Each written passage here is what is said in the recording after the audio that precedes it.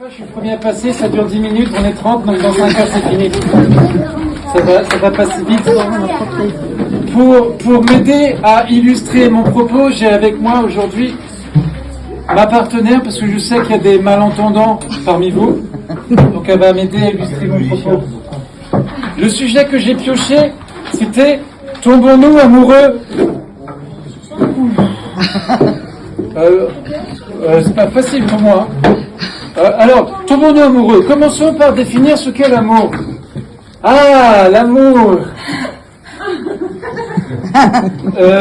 Ce sentiment d'affection que l'on éprouve pour une personne en particulier, il peut s'exprimer sous différentes formes. Celle d'un amour platonique, comme Cyrano de Bergerac pour la belle Roxane. Ou comme moi avec Bernadette 91. C'est la seule femme que j'ai connue. Hein. On a resté ensemble pendant 6 ans sur Internet. Je l'ai jamais vue, mais je pense que c'est parce qu'elle habite dans l'Essonne. Et puis comme ça, du jour au lendemain, elle n'a plus du tout donné signe de vie. Hein. C'est pas drôle. Donc ça, c'est platonique. Après, il y a l'amour romantique, comme celui de Tristan et Iseux. Tu connais pas La Belle et le Clochard, peut-être. Ça, c'est romantique.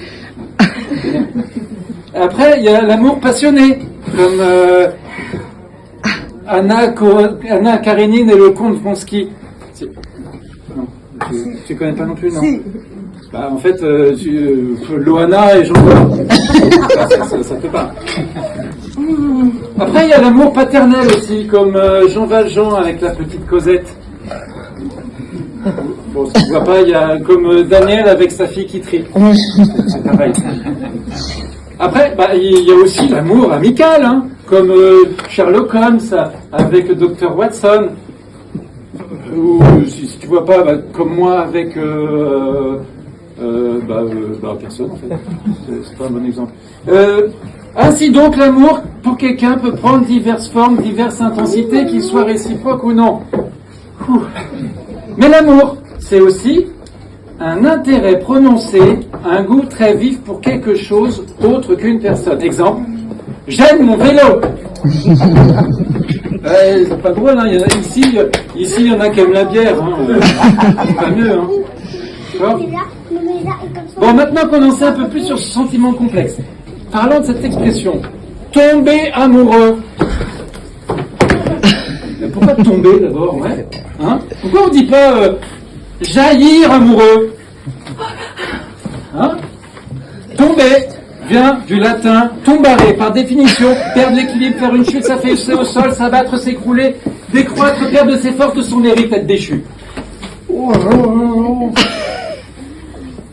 Autant de notions négatives, hein, avec cette idée d'affaissement du haut vers le bas. Hein, l'idée d'un changement d'état brutal en rabaissant. Et en plus, tomber, bah, ça peut faire très mal. Hein. Alors, si c'est ça, tomber amoureux, bah, non merci, hein, pas pour moi. Hein. Hein, non, j'en veux pas. Sinon, on peut voir aussi le terme tomber comme la soudaineté. Bah, c'est vrai, quoi. Tu prévois, toi, de tomber? Non, hein, c'est le hasard. Hein, c'est une succession, comme ça, d'enchaînements de circonstances qui t'amènent à cet instant précis où tu perds ton équilibre. Alors, pendant cette chute, il y a 2 réflexes. Il y a 2 attitudes totalement opposées. Il y a ceux qui vont résister, coûte que coûte, chercher à se rattraper pour garder le contrôle, surtout ne pas perdre son précieux équilibre de célibataire, conserver cette liberté illusoire, hein, pour éviter de souffrir ou encore parce qu'ils ont peur de l'inconnu jusqu'à au bout. Voilà. Pour eux, pour cela, tomber sera vécu comme une terrible et périlleuse épreuve. Et puis il y a les autres. Il y a les autres. Ceux qui, à l'instar des rockstars, vont totalement s'abandonner, placer toute leur confiance, placer toute leur confiance. J'en étais où? Pour se laisser tomber dans la foule, faisant ce pari insouciant qu'ils seront portés. Pour eux, tomber, peut être vécu comme un acte de foi. Oui. Oui. Enfin, le dernier aspect du verbe tomber se résume en trouver quelque chose sans le chercher. Tiens, qui parmi vous est déjà tombé sur une pièce dans la rue? Hein, qui? C'est la sienne. Voilà. Alors en amour, par exemple en amour, la bête, dans le conte populaire, aigrie, ayant renoncé à l'amour après sa malédiction, qui veut juste un petit peu de compagnie comme ça, et qui finira par trouver l'amour sans le chercher auprès de la belle. Et quel beau message d'espoir, hein, pour toutes celles et tous ceux qui ont renoncé à l'amour et qui ne cherchent plus. Hein, parce qu'ils peuvent tomber dessus. Alors, vous l'aurez compris, nous tombons amoureux lorsque c'est brutal, soudain, sans l'avoir forcément cherché, en s'abandonnant complètement ou pas, voilà, en subissant contre son gré ce changement d'état. Attendez. Je vous ai dit que j'étais tombé amoureux de mon vélo, hein, ce fut immédiat, soudain, inattendu. Mais je vous ai pas dit encore que j'aimais mes parents. J'aime mes parents. Et pourtant, je suis pas tombé amoureux de mes parents, Ben non. Donc, comme quoi, on n'est pas obligé de tomber amoureux. On peut apprendre à aimer. Tu crois quoi, toi? Tu crois que le meilleur sommelier du monde, la première fois de sa vie, quand il était encore ado, le meilleur sommelier, quand il a goûté sa première gorgée de vin, tu crois qu'il a fait oh, j'adore! Oh, je suis amoureux!